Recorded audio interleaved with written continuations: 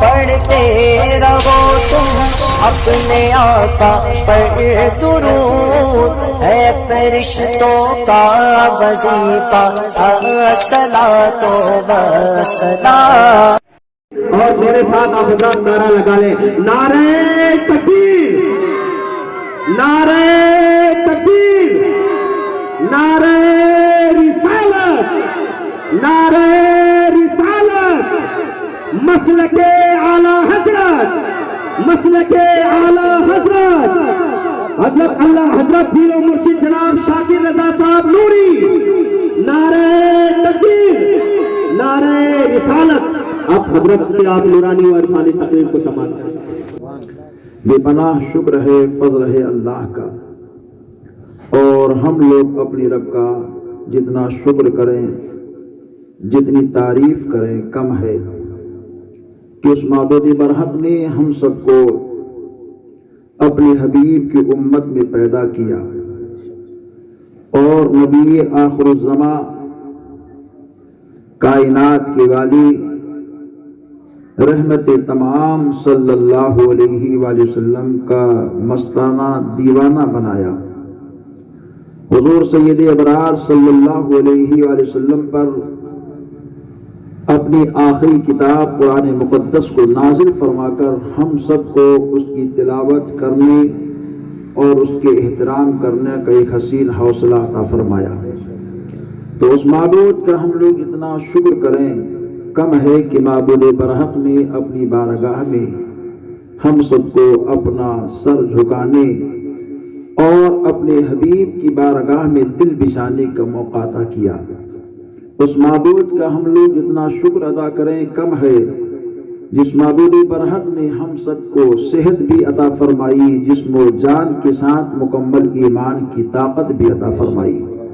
اس اللہ کا جتنا شکر ادا کریں کم ہے جس معبود برحق نے کھانے پینے کی اشیاء سے لے کر بہت ساری چیزوں مال فرمایا، اور زمین پر رہنے کے لیے اللہ نے مکان دیے، اور آخری آرام کے لیے اللہ نے اپنے حبیب کے فرمان کے مطابق قبرستان عطا فرمایا۔ تو اللہ کا جتنا ہم لوگ شکر ادا کریں کم ہے۔ تھوڑے وقت کے لیے میں آپ کے سامنے حاضر ہوں، اور یہ ایسی بابرکت مجلس ہے جس مجلس نور کی شان یہ ہے کہ جو یہاں بیٹھے ہیں قسمت کے سکندر ہوں گے۔ یہ کو تھوڑا کم کر دیجیے۔ جو یہاں بیٹھے ہیں قسمت کے سکندر ہوں گے، کیوں؟ جلوہ فرما یہاں کونین کے سرور ہوں گے۔ جب گناہوں کے کھلے حشر میں دفتر ہوں گے، جب گناہوں کے کھلے حشر میں دفتر ہوں گے، تو چھپانے کے لیے شافع محشر ہوں گے۔ پیاس بجھ جائے گی محشر میں گنہگاروں کی۔ یہاں پہنچا تو پیاس بجھانے کے لیے پانی پیش کیا گیا، پیاس بجھائیے، لیکن محشر میں نبی کے دیوانوں آپ کی پیاس کیسے بجھے گی وہ سماعت کیجئے۔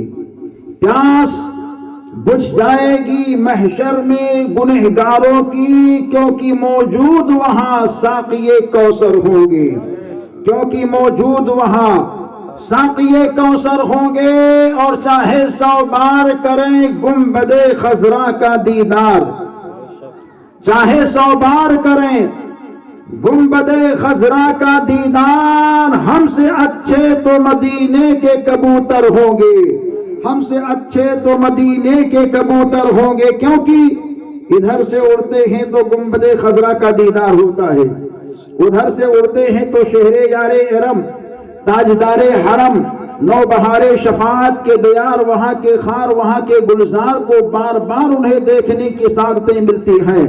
کاش وہاں کے ہواؤں اور فضاؤں میں ہم سب کو بار بار پہنچنے کا شرف ملتا رہے۔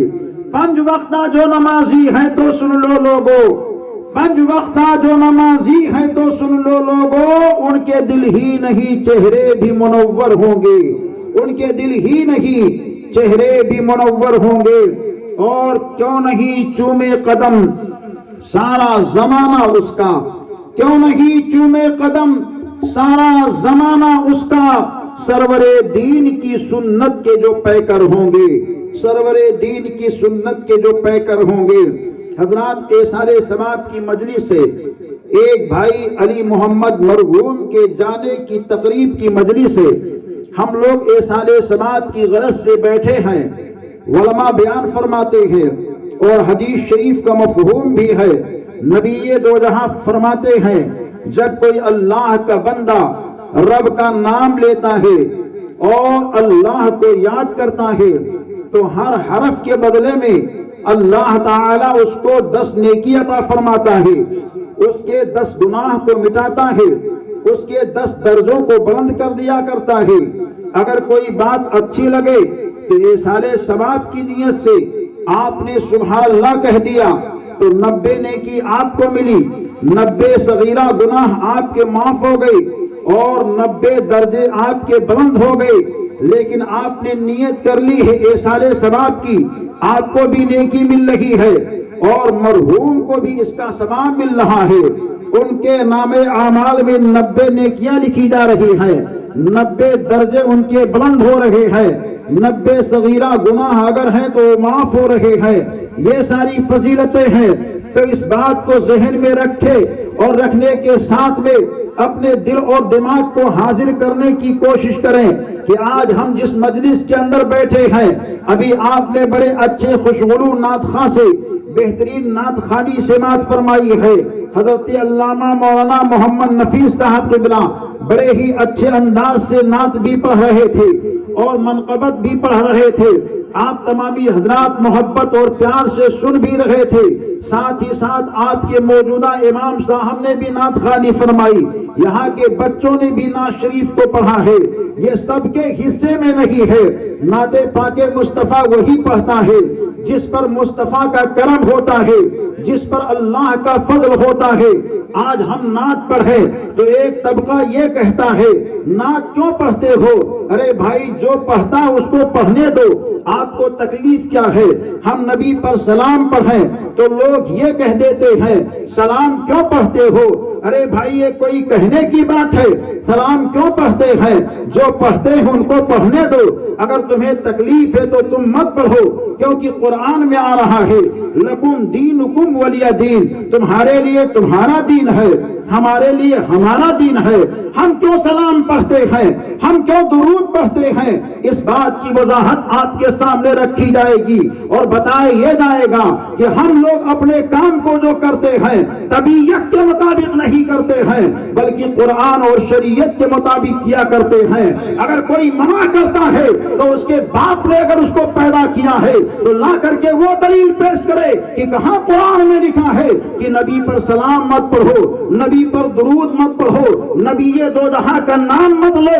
और कुरान से पूछते हैं तो कुरान के अंदर खुदा ऐलान फरमा रहा है, बिस्मिल्लाहिर्रहमानिर्रहीम, इन्नल्लाह व मलाइकतहु युसल्लूना अलन नबी या अय्युहल्लज़ीना आमनू सल्लू अलैहि व सल्लिमू तस्लीमा, जिसका तर्जुमा है, बेशक अल्लाह और उसके फरिश्ते नबी पर दुरूद व सलाम भेजते हैं। तो ऐ ईमान वालों, तुम भी अपने नबी पर खूब दुरूद और सलाम पेश किया करो।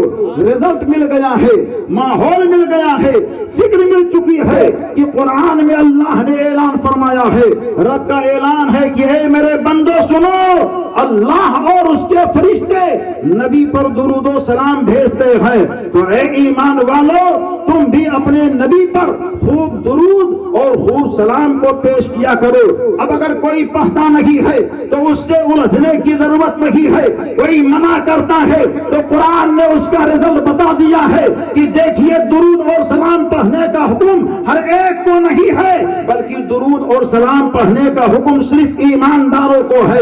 अब कोई ईमान वाला है वही नबी पर सलाम भी पढ़ता है, वही नबी पर दुरूद भी पढ़ता है। आप नबी पर सलाम पढ़ने से रोकते हो, उस नबी दो जहां की जाते अजमत पर सलाम से रोका जा रहा है। जो तशरीफ लाए हैं तो काबा झूम चुका है और वज़्न में आकर के उनकी पैदाइश का ऐलान कर दिया है। जभी तो बरेली के ताजदार ने कहा था, जिनके सजदे को मेहराबे काबा झुकी, उन भावों की लताफत पे लाखों सलाम। उस नबी दो जहां رسالت، نعرہ رسالت، مسلک اعلی حضرت، نعرہ تکبیر۔ حضرات، اس نبی دو جہاں کی ذات پر سلام پڑھنے سے لوگوں کو چڑ ہوتی ہے۔ جس نبی دو جہاں کی آمد پربہار جب ہوئی ہے تو ہوائیں نے گلے سے گلے مل کر کے یہ کہا تھا، اے زمانے کے سعد و سورج خوشیاں منا لے، کیونکہ زمین پر وہ آئے ہیں جن کے آنے سے انسانوں کو چلنے کا شعور ملے گا، جن کے آنے سے انسانوں کو کھانے کا شعور ملے گا، جن کے آنے سے انسانوں کو بولنے کا شعور ملے گا۔ اس نبی دو جہاں پر سلام پڑھنے سے روکا جا رہا ہے۔ جس نبی دو جہاں کے آنے کے بعد میں ہمیں اسلام ملا ہے، جس نبی دو جہاں کے آنے کے بعد میں ہمیں قرآن ملا ہے، جس نبی دو جہاں کے آنے کے بعد میں ہمیں ماہ رمضان ملا ہے، جس نبی دو جہاں کے آنے کے بعد میں صدیق جیسا صادق ملا ہے، جس نبی دو جہاں کے آنے کے بعد میں فاروق اعظم جیسا عادل ملا ہے، جس نبی دو جہاں کے آنے کے بعد میں عثمان ذوالنورین جیسا سخی ملا ہے، جس نبی دو جہاں کے آنے کے بعد میں علی شیر خدا جیسا بہادر ملا ہے، جس نبی دو جہاں کے آنے کے بعد میں حسن مصطفیٰ جیسا پارسا ملا ہے، جس نبی دو جہاں کے آنے کے بعد میں حسین شہید کربو بلا ملا ہے، جس نبی دو جہاں کے آنے کے بعد میں بغداد کا امیر سنیوں کا پیر ملا ہے، جس نبی دو جہاں کے آنے کے بعد میں ہند کا راجہ عطائے رسول خواجہ ملا ہے، جس نبی دو جہاں کے آنے کے بعد میں کچھوچا کا مخدوم ملا ہے، جس نبی دو جہاں کے آنے کے بعد میں مارہا کا شاہ برکت اللہ ملا ہے، جس نبی دو جہاں کے آنے کے بعد میں بلگرام کا تاجدار ملا ہے، جس نبی دو جہاں کے آنے کے بعد میں مسولی کا دولہا ملا ہے، جس نبی دو جہاں کے آنے کے بعد میں بہرائچ کا سید سالار مسعود غازی ملا ہے، جس نبی دو جہاں کے آنے کے بعد میں صدر الافاضل جیسا پیشوا ملا ہے، جس نبی دو جہاں کے آنے کے بعد میں سنیوں کو حضرت ہی نہیں مکمل اعلیٰ حضرت ملا ہے۔ اس نبی دو جہاں پر سلام پڑھنے سے روکا جا رہا ہے، جن کی بارگاہ محبت میں جب سلام پڑھنے سے روکا گیا تھا تو میرے امام نے بریلی کی چٹائی پر بیٹھ کر کے جواب دیا تھا، اے نادانو، کتنے سلام سے تم روکو گے؟ نبی کا دیوانہ اپنے آقا کی بارگاہ میں کہے گا، مصطفیٰ جانے رحمت پہ لاکھوں سلام، شمع بزم ہدایت پہ لاکھوں سلام۔ اس درود پڑھنے سے روکا جا رہا ہے جس درود کے تعلق سے قرآن میں آ رہا ہے، حدیث پاک میں آ رہا ہے۔ بخاری بول رہی ہے نبی پر درود پڑھو، مسلم بول رہا ہے نبی پر درود پڑھو، ترمذی کی بولی ہے نبی پر درود پڑھو، نسائی کی بولی ہے نبی پر درود پڑھو، ابو داؤد کے الفاظ ہیں نبی پر درود پڑھو، جتنے بھی حدیث کے کتب ہیں سب کے اندر آ رہا ہے نبی دو جہاں پر درود پڑھو۔ اور جب نانوتا کے لوگوں نے کہا تھا، بھوپال دلی والوں نے کہا تھا، تھانہ بھون کے لوگوں نے کہا تھا درود نہ پڑھو، تو میرے امام نے کہا تھا کتنے درود سے روکو گے؟ نبی کا دیوانہ اپنے آقا کی بارگاہ میں ایک درود نہیں بلکہ اس طرح کہے گا، کعبے کے بدر الدجا تم پہ کروڑوں درود، طیبہ کے شمس الضحا تم۔ نعرہ تکبیر، نعرہ تکبیر، نعرہ رسالت، نعرہ رسالت، علماء اہل سنت، مسلک اعلی حضرت، نعرہ تکبیر، نعرہ رسالت۔ سبحان اللہ، سبحان اللہ۔ ماشاءاللہ یہ دیسوری کا بہت اچھا مائک ہے، بہت اچھا سیٹ کیا آپ نے، مگر سادہ کر دیے کیونکہ اسپرٹ میری زیادہ ہے، اس وجہ سے لوگوں کے سمجھ میں آنی چاہیے۔ بالکل ہی کو بند کر دیجیے۔ ماشاءاللہ بہت اچھا مائک ہے۔ درود شریف پر اللہم صلی علی سیدنا مولانا محمد بارک وسلم، صلاۃ و سلام علیک یا رسول اللہ صلی اللہ علیہ وآلہ وصحبہ وسلم۔ اس نبی دو جہاں پر ہم سلام پڑھتے ہیں جن کے آنے کے بعد میں حال کیا ہوا، مکے کی گلیاں وسط میں آ کر کے ان کے آنے کی بشارت دے رہی تھی اور یہ کہہ رہی تھی خوشیاں مناؤ، جھوم جاؤ، کیونکہ آمنہ کے گھر کوئی دنیا دار نہیں آ رہا ہے، نبیوں کا تاجدار احمد مختار آ رہا ہے۔ اس نبی دو جہاں پر درود اور سلام ہم پیش کریں تو کچھ لوگ یہ کہیں کیوں پڑھتے ہو؟ ارے یہ کوئی پوچھنے کی بات ہے؟ اگر بیٹا اپنے باپ کو سلام کرے تو کیا یہ کوئی کہے گا کیوں کرتے ہو؟ بیوی شوہر کو سلام کرے تو کیا یہ کوئی کہے گا کیوں کرتے ہو؟ بھائی بھائی کو سلام کرے تو کیا کوئی یہ کہے گا کیوں کرتے ہو؟ پڑوسی پڑوسی کو سلام کرے تو کیا کوئی یہ کہے گا کیوں کرتے ہو؟ ارے نادان، باپ اور بیٹے کا معاملہ نہیں ہے، یہاں تو امتی اور نبی کا معاملہ ہے، ان کے صدقے میں ہم سب کو سب کچھ ملا ہے۔ جبھی تو میرے تاجدار بریلی شریف کی سرزمین سے بولتے ہیں، اے آقا آپ کی شان تو یہ ہے کہ زمین و زمان تمہارے لیے، مکین و مکان تمہارے لیے، چنین و چنا تمہارے لیے، اور بنے دو جہاں تمہارے لیے۔ اس نبی دو جہاں کی بارگاہ میں سلام پڑھنے سے کچھ لوگوں کو چڑ ہو رہی ہے، جن کو یہ بھی معلوم ہے کہ نبی دو جہاں کے دستے مقدس کے اندر اگر کوئی چیز آئی ہے تو انہی کی ہو کے گئی ہو کے رہی ہے، یہ ان کو معلوم ہے۔ اور یہ بھی ان کو معلوم ہے کہ ابو جہل بند مٹھی کے اندر کنکریوں کو لے کر کے پہنچا اور کہا، اے محمد عربی آپ یہ بتا دیجئے میری مٹھی میں کیا ہے؟ تو انیس بے کساں چارہ سازے دردمندہ نے کہا تھا، ابو جہل میں بول دوں یا مٹھی کی چیز خود بول دے کہ میں کیا ہوں؟ تو مٹھی کی کنکریوں نے کلمہ طیبہ کو پڑھ کر نبی پر درود اور سلام پیش کیا تھا، اور دنیا کے لوگوں کو بتایا تھا وہ جان رکھ کر کے بھی بے جان مردے ہیں جو آپ پر درود نہیں پڑھتے ہیں، آپ پر سلام نہیں پڑھتے ہیں۔ حال کیا ہوتا ہے؟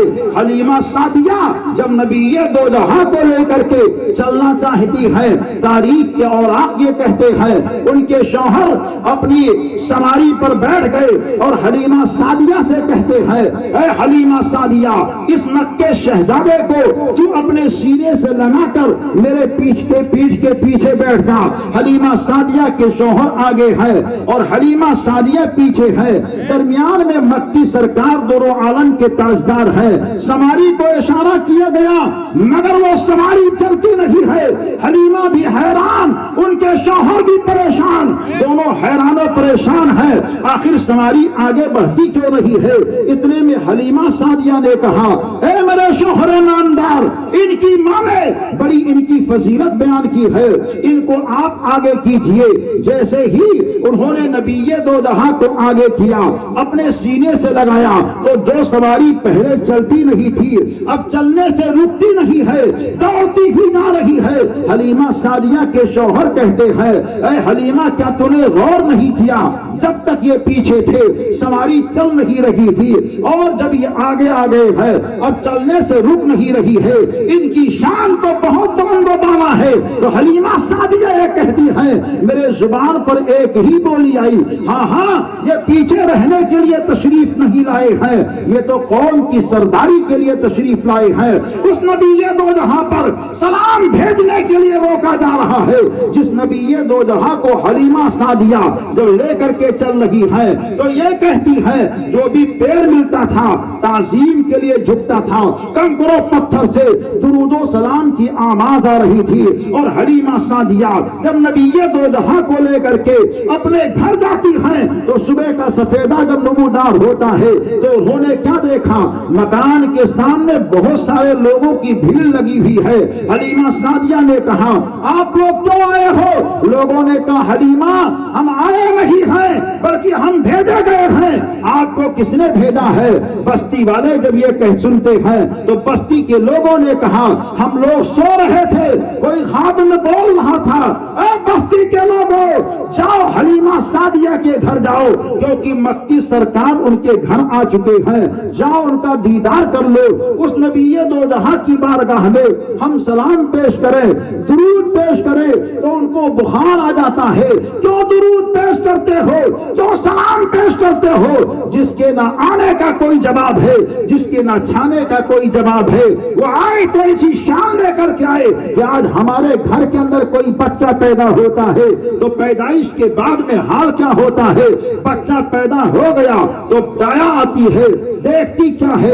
بچے کو ماں نے جنم دے دیا ہے، بچے کے پیدا ہونے کے بعد میں زمین پر خون ہوتا ہے، بچے کے جسم پر خون ہوتا ہے، عورت کے جسم سے خون نکلتا ہے، یہ آج کی عورتوں کا معاملہ ہے، مگر جس نبی دو جہاں پر ہم لوگ درود اور سلام پیش کرتے ہیں، ان کی شان یہ تھی کہ وہ جب تشریف لائے تھے تو خون آیا نہیں تھا، بلکہ وہ حضرت صفیہ جو نبی دو جہاں کی پھوپھی جان ہے، انہوں نے دایا کو ایک نرم و نازک کپڑا دے دیا اور کہا اے دایا یہ کپڑا لے لے، اور لینے کے بعد میں آمنہ کے پاس پہنچ جا، کیونکہ آمنہ نے بچہ جنا ہے، زمین پر خون ہوگا، بچے کے جسم پر خون ہوگا، آمنہ کے جسم سے خون نکل رہا ہوگا، لیکن دایا جب جاتی ہے تو دیکھ کر کے حیران و پریشان ہے، نہ زمین پر خون ہے، نہ بچے پر خون ہے، نہ آمنہ کے جسم سے خون نکل رہا ہے، بچہ بھی صاف ہے، زمین بھی صاف ہے، آمنہ بھی صاف ہے۔ دایا نے کہا اے آمنہ، مکے کے اور گھر میں گئی تو جو عورت بچہ دیتی ہے تو میں نے اپنی نظروں سے یہ دیکھی ہے کہ بچے کے پیدا ہونے کے بعد میں بچے کے جسم پر خون ہوتا ہے، زمین پر خون دکھائی دیتا ہے، عورت کے جسم سے خون نکلتا دکھائی دیتا ہے، مگر آمنہ یہاں تو خون ہے ہی نہیں، جب خون آیا نہیں تو آیا کیا؟ تو سیدہ آمنہ بولتی ہے اے دایا سن لے، اور عورتوں نے بچہ جنا تو ان کے بچہ جننے کے بعد میں خون آیا، لیکن میں نے جب بچہ جنا ہے رب نے مجھ پر اتنا کرم کر دیا کہ خون نہیں آیا، بلکہ بچے کے ساتھ نور ہی نور آیا، اور ایسا نور آیا کہ بریلی کے تاجدار بولتے ہیں صبح طیبہ میں ہوئی بڑھتا ہے بارہ نور کا، صدقہ لینے نور کا، آیا ہے تارا نور کا، اور آگے کہتے ہیں اے میرے آقا آپ کی شان تو یہ ہے کہ تیری نسل پاک میں ہے بچہ بچہ نور کا، تو ہو عین نور تیرا سب گھرانہ نور کا۔ نعرے تکبیر، نعرے تکبیر، نعرے رسالت، نعرے رسالت، علماء اہل سنت، نعرے تکبیر، نعرے رسالت، سبحان اللہ سبحان اور اللہ۔ یہ کہا جاتا کہ فجر میں ہی کیوں درود پڑھتے ہیں، سلام پڑھتے ہیں، تو ہم تو یہ کہتے نہیں کہ بھئی فجر ہی میں پڑھو، ہم لوگوں کا عقیدہ اور اعتقاد یہ ہے کہ جب چاہو جتنا چاہو درود اور سلام پڑھو۔ حضور سید ابرار دونوں عالم کے سرکار کی بارگاہ عظمت میں ایک صحابی حاضر ہوئے، عرض کی یا رسول اللہ ہم کتنا درود پڑھیں کتنا سلام پڑھیں؟ تو آقا نے بیان فرمایا میرے پیارے صحابی دن کے جتنے حصے میں تم پڑھنا چاہتے اس سے زیادہ اضافہ کر لو۔ عرض کرتے آقا کیا میں دن کا آدھا حصہ درود میں لگا دوں؟ تو آقا ارشاد فرماتے میرے صحابی اس سے زیادہ کر لو تو اور بہتر ہوگا۔ پھر عرض کرتے آقا کیا میں 3 حصہ درود اور سلام میں لگا دوں؟ نبی یہ دو جہاں ارشاد فرماتے اس میں اضافہ کر لو تو اور بہتر ہوگا۔ مجاز مل رہا ہے، آمنہ کے لال دونوں عالم کے سرکار بیان فرمانا چاہتے ہیں اے میرے چاہنے ماننے والوں جتنا تم درود پڑھو گے، جتنا تم سلام پڑھو گے، اس درود اور سلام کی برکتیں تمہیں اللہ بہت عطا فرماتا نظر آئے گا۔ یہ درود و سلام کی برکتیں ایسی ہیں کہ اگر کوئی شخص حضور سید ابرار دونوں عالم کے سرکار پر ایک مرتبہ درود پڑھتا ہے تو جیسے کہ میں نے آپ کے سامنے بھی کہا کہ 10 نیکیاں اس کے اوپر نازل ہوتی ہیں، اللہ کی رحمتیں آتی ہیں، 10 گناہ اس کے مٹتے ہیں اور 10 درجے اس کے بلند ہو جاتے ہیں۔ اور اگر کوئی اللہ کا بندہ نبی دو جہاں پر درود پڑھتا ہے تو یہ درود کا پڑھنا رب کو اتنا پسند ہے کہ علماء بیان فرماتے ہیں کہ اور دنیا میں کوئی کام تم کرو اس کے اندر دکھانا پایا گیا، ریا پایا گیا، دکھانے کے لیے کیا گیا تو اللہ اس کو قبول نہیں فرماتا۔ جیسے کہ کسی بندے نے نماز کو پڑھی اور یہ سوچ کر کے نماز کو ادا کی کہ میں نماز لوگوں کو دکھانے کے لیے پڑھ رہا ہوں تو نماز اللہ کو قبول نہیں ہے۔ روزہ رکھا دکھانے کے لیے قبول نہیں ہے، زکوٰۃ دی دکھانے کے لیے قبول نہیں ہے، صدقہ کیا دکھانے کے لیے قبول نہیں ہے، حج کیا دکھانے کے لیے قبول نہیں ہے، مگر درود ایک ایسا عمل ہے جس کے لیے علماء بیان فرماتے ہیں کہ اگر کوئی اللہ کا بندہ درود اور سلام کو دکھانے کے لیے بھی پڑھتا ہے تو اللہ اس کو رد نہیں فرماتا، بلکہ اللہ اس کو قبول ہی قبول فرماتا ہے، کیونکہ اللہ تعالیٰ یہ چاہتا ہے کہ اس کے بندے اس کے حبیب پر کثرت سے درود بھی پڑھا کریں اور کثرت سے سلام بھی پڑھا کریں۔ چنانچہ حدیث پاک کا مفہوم سرکار بیان فرماتے ہیں، اگر کوئی شخص اللہ کا بندہ کہیں سے رہ کر کے مجھ کو درود پیش کرتا ہے تو اللہ کے فرشتے اس کو جنتی تشت کے اندر سجاتے ہیں، اور سجانے کے بعد میں وہاں سے لے کر کے آتے ہیں اور آ کر کے مجھ سے عرض کرتے ہیں، اے مدینے والے مصطفیٰ، فلاں بستی کے فلاں آپ کے دیوانے نے آپ کو درود اور سلام کا تحفہ پیش کیا ہے، اس کو آپ قبول کر لیجئے۔ یہ ایسے ہی درود ہے کہ آپ نے کچھ کیا نہیں، دل کو لگایا نہیں، ہم نے آپ سے کہا درود پڑھ لو، آپ نے درود پڑھ لیا، تو اس درود پاک کو جنت کے تشت میں سجایا جاتا ہے اور سجا کر کے نبی دو جہاں کی بارگاہ میں پیش کیا جاتا ہے۔ حضور ملاحظہ فرماتے ہیں، لیکن وہ درود اور وہ سلام ہے جو محبت سے پیش کیا جاتا ہے، عقیدت سے پڑھا جاتا ہے، اس کے تعلق سے میرے آقا ارشاد فرماتے ہیں، میرا دیوانہ دنیا کے کسی بھی کونے میں رہ کر کے مجھ پر محبت اور پیار سے درود اور سلام کو پڑھتا ہے تو میں اس درود کو مدینہ شریف میں رہ کر کے سنتا بھی ہوں اور اپنے دیوانے کو دیکھتا بھی ہوں۔ یہ محبت کی آواز ہے۔ آپ یہاں سے محبت سے درود کو پڑھیں گے، محبت سے سلام کو پڑھیں گے تو اس درود اور سلام کو مدینے والے مصطفیٰ مدینہ شریف سے سنتے بھی ہیں اور دیکھتے بھی ہیں، اپنے غلام کو پہچانتے بھی ہیں۔ یہ محبت کی بولی ہوتی ہے، مگر وہ تو یہاں تک بھی کہہ دیتے ہیں، ارے ان کو درود پیش کرنے کی کیا ضرورت ہے، وہ تو مر کے معذاللہ مٹی میں مل گئے ہیں، پیسے چاہل جپٹ لوگ ہیں۔ جبکہ قرآن میں آ رہا ہے، اللہ تعالیٰ کلام پاک میں اعلان فرماتا ہے، وَلَا تَقُولُوا لِمَن يُقْتَلُ فِي سَبِيلِ اللَّهِ أَمْوَاتٌ، جو اللہ کی راہ میں قتل کیے جاتے ہیں وہ مرتے نہیں ہیں، بل احیاء، بلکہ وہ زندہ ہے۔ یہ قرآن بول رہا ہے، کس کے لیے بول رہا ہے؟ شہید کے لیے بول رہا ہے جو اللہ کی راہ میں قتل ہوتے ہیں، اور سب کو یہ معلوم ہے شہید کا مقام نبی کے مقام سے ہلکا ہوتا ہے، نبی اعلیٰ ہوتا ہے، شہید ادنا ہوتا ہے۔ اعلیٰ کی زندگی کے مقابلے میں ادنا کی زندگی کی گواہی قرآن دے رہا ہے، اور یہ قرآن بولتا ہے وَلَا تَقُولُوا لِمَن يُقْتَلُ فِي سَبِيلِ اللَّهِ أَمْوَاتٌ، جو اللہ کی راہ میں قتل کیے جاتے ہیں ان کو مردہ مت کہو، بل احیاء۔ اور دوسری آیت میں ہے وَلَا تَحْسَبَنَّ الَّذِينَ قُتِلُوا فِي سَبِيلِ اللَّهِ أَمْوَاتٌ، بل احیاء کہہ کر کے یہ بتایا گیا ہے، ان کے لیے مردہ گمان بھی مت کرو، یہ شہید ہیں جن کے لیے قرآن یہ کہتا ہے ان کے لیے نہ مردہ کہو نہ مردہ گمان کرو، کیونکہ یہ اللہ کی راہ میں قتل کیے گئے ہیں۔ اب آپ سوچ سکتے ہیں ادنا کی زندگی کی گواہی قرآن دے رہا ہے تو جو اعلیٰ ہوگا وہ کیسا زندہ ہوگا، وہ کیسا اعلیٰ ہوگا، وہ کیسی شان والا ہوگا۔ جبھی تو معراج کی رات میں نبی دو جہاں نے سفر معراج کے موقع پر حضرت موسیٰ کلیم اللہ کو ان کی قبر میں دیکھا کہ وہ نماز بھی پڑھ رہے ہیں، اور معراج کی رات میں آمنہ کے لال نے بیت المقدس کے اندر 1,24,000 نبیوں کو موجود پایا اور سب کی امامت بھی فرمائی، اور وہاں ہر ایک نبی خطاب بھی کیے۔ نبی دو جہاں نے آخر میں خطاب فرمایا تھا۔ معراج کی رات میں نبی دو جہاں نے پہلے آسمان پر حضرت آدم سے ملاقات کی تھی، دوسرے آسمان پر دوسرے نبی سے ملاقات کی ہے، تیسرے آسمان پر اور تیسرے نبی سے ملاقات کی ہے، چوتھے آسمان پر حضرت عیسیٰ مسیح سے ملاقات کی ہے، چھٹے آسمان پر حضرت موسیٰ کلیم سے ملاقات کی ہے، ساتویں آسمان پر حضرت ابراہیم خلیل سے ملاقات کی ہے۔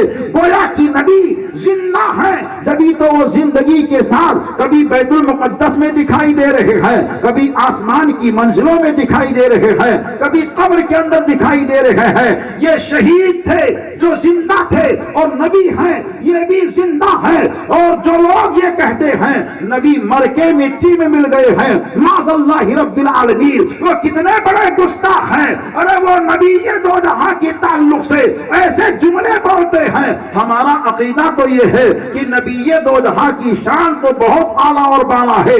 جو نبی کے غلام ہوتے ہیں وہ مرتے نہیں ہیں بلکہ وہ بھی اپنی قبروں میں زندہ ہوا کرتے ہیں. جبھی تو آمنہ کے لال بولتے ہیں جب تم قبرستان جاؤ تو جانے کے بعد میں قبر والوں کو سلام پیش کیا کر لیا کرو. صحابہ عرض کرتے ہیں اے میرے آقا کیا وہ سنتے ہیں؟ تو نبی دو جہاں بیان فرماتے ہیں ہاں ہاں وہ سنتے بھی ہیں، تمہارے سلام کا جواب بھی دیتے ہیں. پتہ یہ چلا یہ ہمارے قبروں میں رہنے والا عام مرد مومن کا حال ہے جو قبر میں سوتا ہے. آپ سلام کرتے ہیں، آپ کے سلام کو جواب بھی دیتے ہیں، آپ کو جانتے بھی ہیں، آپ کو پہچانتے بھی ہیں. لیکن وہ نبی دو جہاں جن کے صدقے میں نبیوں کو نبوت ملی ہے، رسولوں کو رسالت ملی ہے، ساری کائنات کو رچایا سجایا بسایا گیا ہے، ان کی شان کیسی ہوگی؟ ان کی شان تو ایسی ہے جس کی بولی بریلی کی سرزمین سے اس انداز سے نکلتی ہے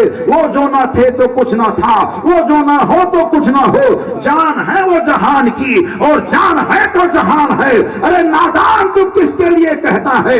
آج ہم لوگ یہ کہہ دیں یا خواجہ المدد یا غوث المدد. اور چنانچہ بتایا گیا ہے مرحوم علی محمد صاحب کے انتقال کا لمحہ جب قریب ہو رہا تھا تو پہلے انہوں نے بزرگوں کو یاد کیا ہے، بعد میں کلمہ طیبہ کو پڑھ کر کے اللہ اکبر کہہ کر اپنی جان خدا کی بارگاہ میں نظر کر دی ہے. یا اللہ کے بندوں کی نشانی ہوتی ہے جو بزرگوں کے وسیلے سے رب تک پہنچتا ہے، وہ بزرگوں کے وسیلے سے کلمہ طیبہ کا ورد بھی کیا کرتا ہے، اللہ کی کبریائی کا بیان بھی کیا کرتا ہے. چنانچہ حال کیا ہوتا ہے حضرات میں عرض یہ کر رہا ہوں کہ نبی دو جہاں کے تعلق سے اور نبی دو جہاں کے دیوانوں کے تعلق سے آج ہم یا خواجہ کہیں تو کہتے ہیں کیوں کہتے ہو، یا غوث کہیں تو یہ بھی کہتے ہیں کیوں کہتے ہو. اور اس کے بعد میں اعتراض یہ ہوتا ہے یا خواجہ کہہ کر کے غریب نواز کو آپ یاد کرتے ہو، جبکہ اجمیر شریف بہت دور ہے. ہم پھول لے کر کے جائے تو ان کو بخار ہو جائے، ہم چادر پیش کریں تو ان کے چہرے کا جغرافیہ بگڑ جائے. لیکن اے نبی کے دیوانوں یہ ہم لوگوں کے مابین ان لوگوں کی بولیاں ہوتی ہیں. وہ اعتراض کرتے ہیں تو کس سے اعتراض کرتے ہیں؟ دکان پر بیٹھنے والے سے اعتراض کرتے ہیں، رکشہ چلانے والے سے اعتراض کرتے ہیں، گھر میں رہنے والے سے اعتراض کرتے ہیں. اگر تیرے مولوی اور تیرے اندر دم ہے تو لاہل سنت کے کسی عالم کے پاس بٹھا اور اس سے بات کرا. نہ تیرا باپ جواب دے سکتا ہے نہ تیرا پرکھا جواب دے سکتا ہے. آج ہم پھول پیش کریں تو ان کہتے ہیں کیوں پیش کرتے ہو؟ مگر یہی اسد مدنی جو ان کا پیشوا ہے اجمیر شریف کے اندر لوگوں نے دیکھا، اخبار میں چھپا، 2 سال پہلے کی بات ہے، اس نے پھول کی ٹوکری کو سر پہ رکھا، چادر کو رکھا، غریب نماز کے آستانے پر پیش کیا. ارے نادان ہم کریں تو تو بدعت کہتا ہے مگر تیرا کٹ ملا کر رہا ہے تو کیوں نہیں بدعت کا فتویٰ لگاتا ہے؟ ارے سن لے، تیرے مرنے کے بعد میں تیرے پیشواؤں کی قبروں کو دنیا کے لوگوں نے دیکھا ہے کہ ان کے مرنے کے بعد میں ان کی قبروں پر دھول ہی دھول ہوتا ہے، اور نبی کے دیوانے کی قبر کو دیکھو پھول ہی پھول ہوتا ہے. اور ایسا پھول ہوتا ہے اجمیر شریف میں دیکھو پھول ہی پھول ہے، کلیر شریف میں دیکھو پھول ہی پھول ہے، کچھوٹا شریف میں دیکھو پھول ہی پھول ہے، براؤ شریف میں دیکھو پھول ہی پھول ہے، ادے پور میں مستان بابا کے آستانے کو دیکھو پھول ہی پھول ہے، بریلی شریف میں دیکھو پھول ہی پھول ہے. اور ایک لمحہ اگر مڑ کر کے دیکھوں تو جا کر کے تھانہ بھون میں اشر فیلی کو دیکھو تو اس کی قبر پر دھول ہی دھول ہے. نانوتا میں اسماعیل دہلوی کی قبر کو دیکھو تو دھول ہی دھول ہے. گنگوہ میں جا کر کے دیکھو دھول ہی دھول ہے.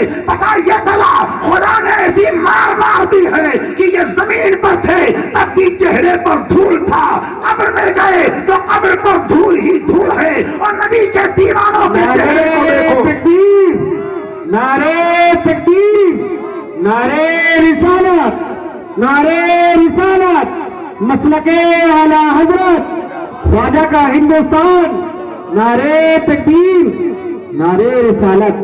سبحان اللہ. پھول پیش کر رہے ہو، پھول پیش کرنے کا ثبوت کہاں ہے؟ ارے نہ پیش کرنے کا ثبوت تم دکھاؤ، ہم تو پیش کر رہے ہیں، ہمارے دادا پیش کرتے رہے، پردادا پیش کرتے رہے، لکڑ دادا پیش کرتے رہے، ہم اپنی طرف سے نہیں پیش کرتے ہیں۔ آؤ میرے آقا کے حیات پاک کو دیکھو، سرکار چلتے جا رہے ہیں، میرے اور آپ کے آقا دونوں عالم کے سرکار جا رہے ہیں۔ آپ نے اپنے ایک صحابی کو بلایا اور کہا اے میرے پیارے صحابی، ہری شاخ لے کر کے آؤ۔ ہری شاخ جب لایا گیا، سرکار نے اس کے دو حصے کیے، دو قبروں پر ڈال دیا۔ آقائے دو جہاں ارشاد فرماتے ہیں اے میرے پیارے صحابی، ان دونوں قبروں پر عذاب ہو رہا تھا، ایک تو پیشاب کے چھینٹے سے بچ نہیں پا رہا تھا اور ایک چغلخوری کیا کرتا تھا، ہم نے اس کو ڈال دیا ہے، جب تک یہ شاخ ہری رہے گی یہ قبر والے عذاب سے بری رہیں گے۔ نبی دو جہاں نے ہری شاخ کو ڈال کر کے، چونکہ اس دور میں شاخ ہری کا ملنا بڑا آسان تھا، اس وجہ سے مصطفیٰ جار رحمت نے ایسا کیا ہے۔ اب ہری پھولیں مل رہی ہیں، ہری پتیاں مل رہی ہیں، تو ہم لوگ ایسا کر رہے ہیں۔ پھر وہ یہ کہتے ہیں ہری شاخ ڈالنے کی کیا ضرورت؟ نبی دو جہاں ہاتھ کو اٹھا کر کے دعا کر دیتے، دونوں کی مغفرت ہو جاتی۔ ارے نادان، ہمارے اور آپ کے آقا دونوں عالم کے سرکار کی شان تو یہ ہے کہ اللہ تبارک و تعالیٰ نے اپنے حبیب کو دو قبر کے لیے رحمت بنا کر کے نہیں بھیجا، بلکہ ساری کائنات کے لیے رحمت للعالمین بنا کر کے بھیجا ہے۔ اگر مصطفیٰ اپنے ہاتھ کو اٹھاتے تو صرف دو قبر والوں کو فائدہ ہوتا۔ مصطفیٰ جان رحمت نے ہری شاخ کو ڈال کر کے ہم غلاموں کو بتا دیا ہے اے میرے غلاموں، قبروں پر ہری پتیاں پھول کو ڈالتے رہنا یہ بدعت نہیں ہے، بلکہ یہ تمہارے نبی کی پیاری سنت ہے۔ اس سنت کے مطابق اب نبی کا دیوانہ قبرستان پہنچتا ہے، پھول کو ڈالتا ہے، پتیوں کو ڈالتا ہے، دعائیں کرتا ہے، اس سے بہت ساری چیزیں ملا کرتی ہیں۔ حضرات دیکھیے جو آیت مقدسہ کی ہم نے تلاوت کی ہے اس کے تعلق سے ابھی کچھ بات ہو نہیں پائی ہے، لیکن ایصال ثواب کی مجلس ہے، ایصال ثواب کے تعلق سے ایک ان کا اعتراض اور ہوتا ہے۔ دیکھیے ہر اعتراض کا جواب دینا ہمارے لیے لازم و ضروری نہیں ہے۔ اگر کوئی اعتراض کرے تو سنی مسلمانوں ان سے دلیل مانگو کہ قرآن میں دکھا دو کہاں منع ہے، حدیث میں دکھاؤ کہاں منع ہے، فقہ میں دکھاؤ کہاں منع ہے، فلاں فلاں کتاب میں دکھاؤ کہاں منع ہے۔ جب وہ دلیل دیں تو کہو ہم سے نہیں، ہمارے امام سے بات کرو، وہ آپ سے بات کریں گے۔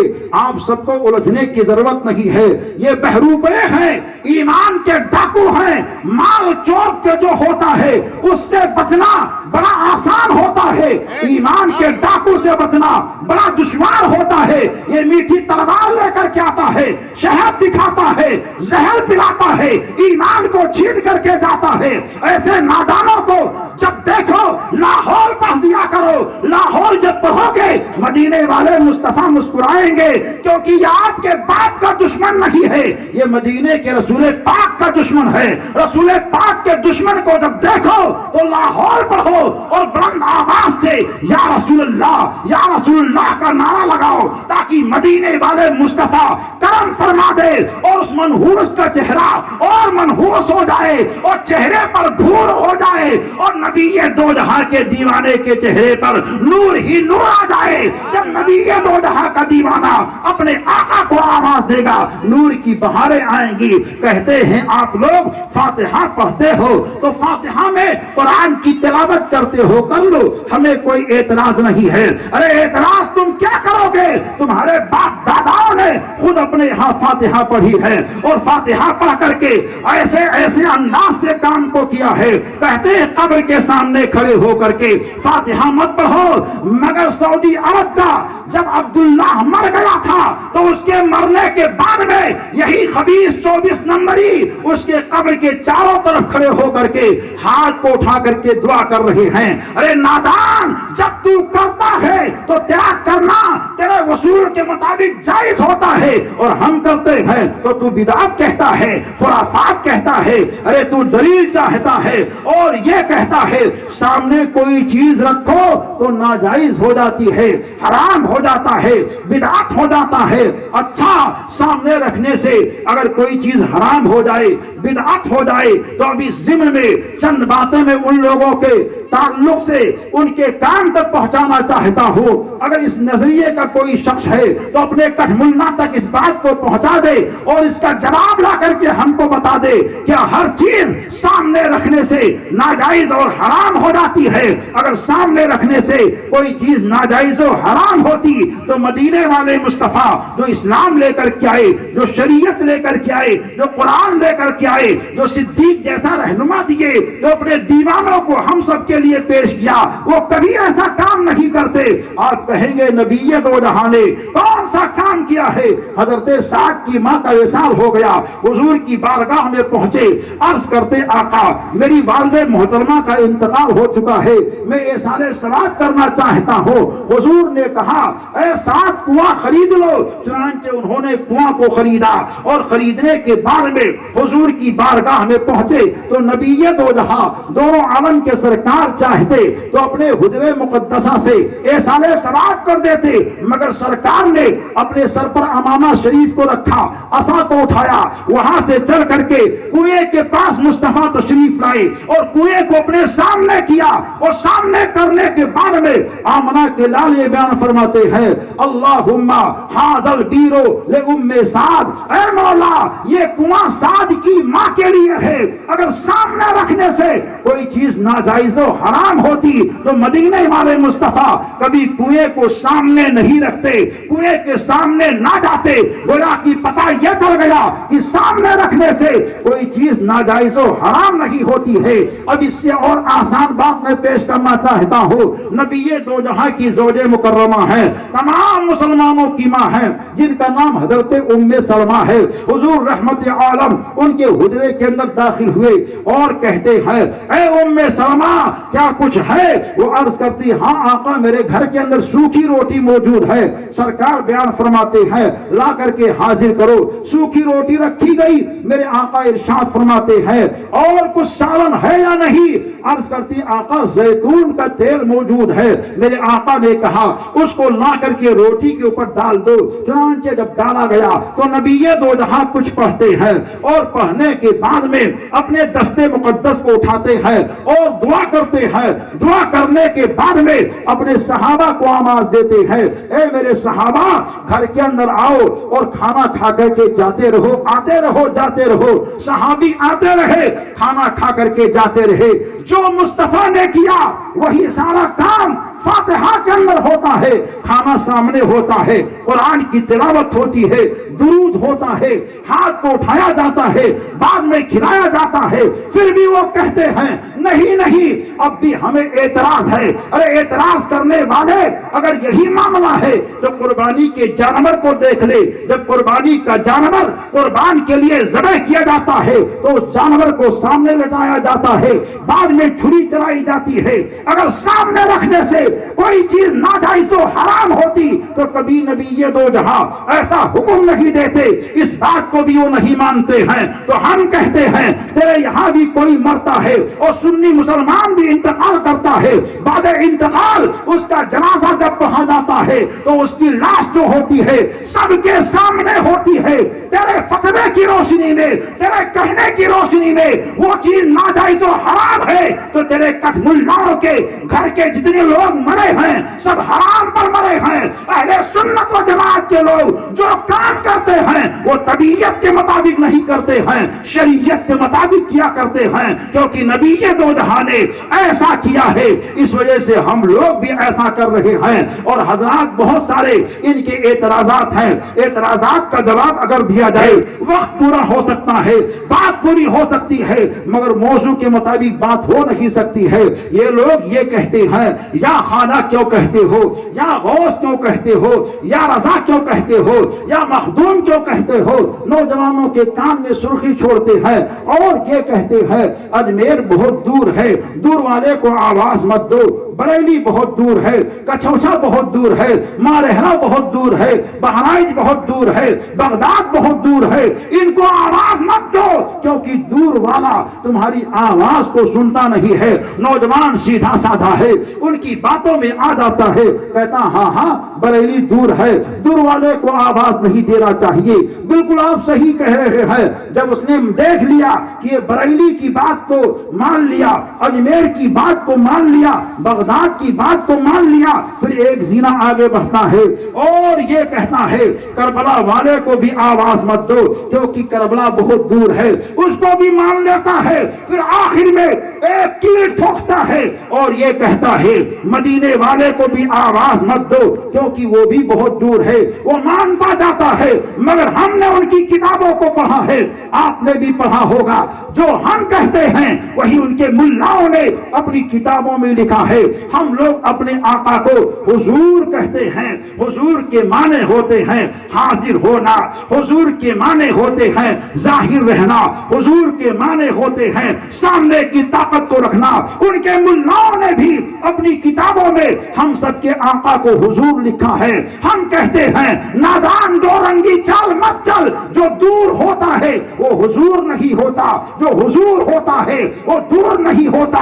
میرے آقا حضور ہیں، ہمارا عقیدہ ہے صداقت میں حضور ہیں، عدالت میں حضور ہیں، سخاوت میں حضور ہیں، شجاعت میں حضور ہیں، نبوت میں حضور ہیں، رسالت میں حضور ہیں، بلندی میں حضور ہیں، پستی میں حضور ہیں، یہاں بھی دیکھو حضور ہیں، وہاں بھی دیکھو حضور ہیں، لیکن وہ دور دور کہتے ہیں۔ تو ایسے لوگوں کو کہہ دو کون کہتا ہے دور رہتے ہیں، بلکہ آنکھوں میں نور رہتے ہیں۔ اے جنت تو آناز کر میرے دل پر کیونکہ میرے دل میں حضور رہتے ہیں۔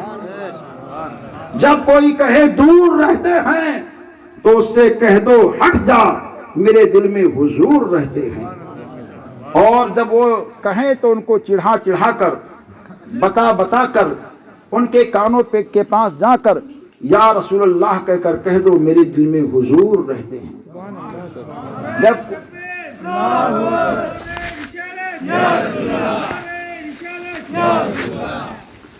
اور جب آپ اس کی پابندی کرو گے، صرف یہی نہیں بلکہ اپنے گھر میں نماز عشاء پڑھنے کے بعد میں باوضو حالت میں تنہائی میں بیٹھ کر 11 مرتبہ درود شریف پڑھیے، اور 11 مرتبہ اول میں، 11 مرتبہ آخر میں، پھر اپنے دل پر آہستہ آہستہ ضرب لگائیے اور یہ کہیے میرے دل میں حضور رہتے ہیں، میرے دل میں حضور رہتے ہیں، میرے دل میں حضور رہتے ہیں۔ اس کا کیا فائدہ ہوگا؟ آپ 40 دن کی پابندی کر لو، آپ کو خود بخود پتہ چل جائے گا کتنا فائدہ آپ کو مل رہا ہے، بڑا فائدہ ہوگا۔ لیکن جب آپ یہ وظیفہ کرو گے تو شیطان، جب صبح کو آپ نکلو گے بازاروں سے گزرو گے تو شیطان پیر کو گناہوں کی جانب لے کر کے جائے گا، ہاتھ سے گناہ کرائے گا، نظروں سے گناہ کی چیزوں کو دکھائے گا، زبان پر بے حیا چیزوں کو لائے گا۔ ایسے موقع پر آپ کو ڈٹ کر کے شیطان سے مقابلہ کرنا ہے۔ جب پیر گناہوں کی جانب اٹھنے لگے تو پیر کو جھڑک کر کے روک لینا، اے پیر گناہوں کی جانب مت اٹھ کیونکہ میرے دل میں حضور رہتے ہیں۔ ہاتھوں سے غلط کام ہونے لگے تو برائیوں کو ہاتھوں سے مت کرنا اور کہنا ہے ہاتھ برے کام کو کرنے کا ارادہ مت کر کیونکہ میرے دل میں حضور رہتے ہیں۔